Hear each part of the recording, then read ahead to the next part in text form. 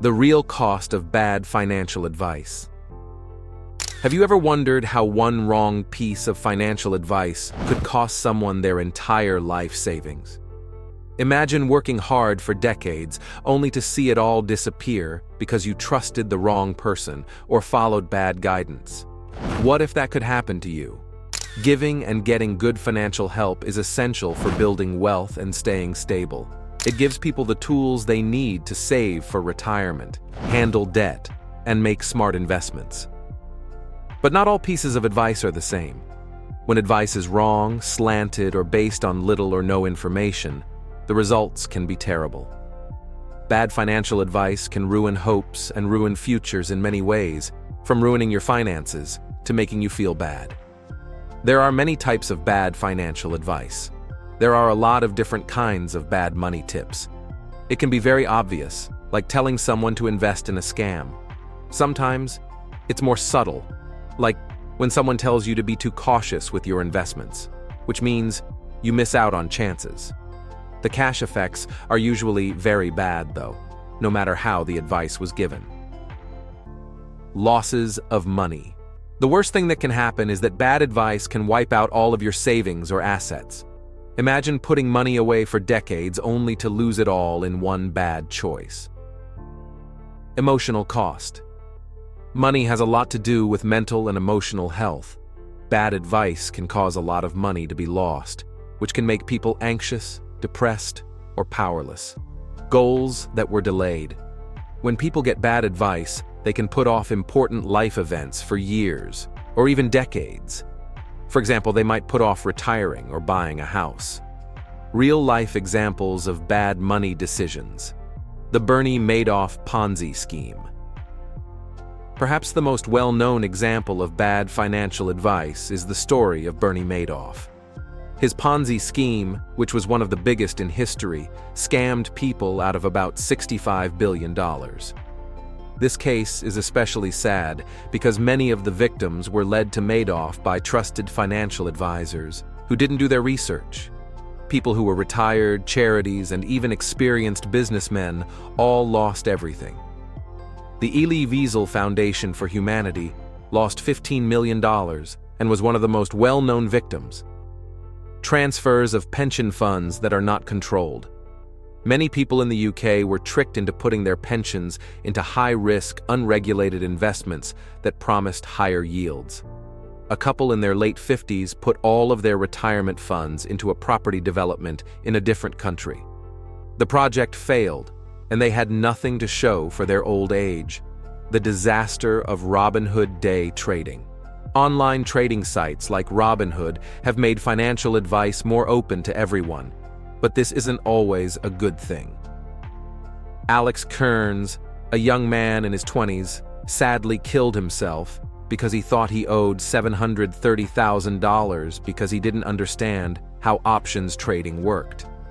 Even though this wasn't because of advice from a traditional financial advisor, it shows how dangerous it can be to make important financial choices based on bad or unclear advice.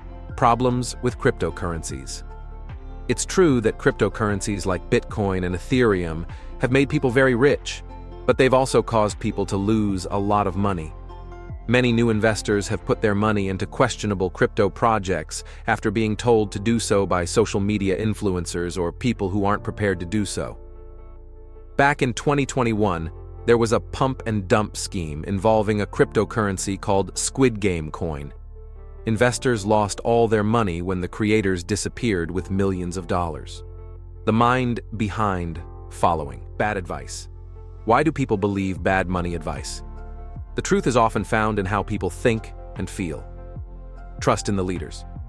People naturally trust someone who seems sure of themselves and knows what they're talking about. It's easy for financial experts, influential people, or even friends who seem authoritative to change people's minds. FOMO, fear of missing out. People often act without thinking because they want to get rich quickly.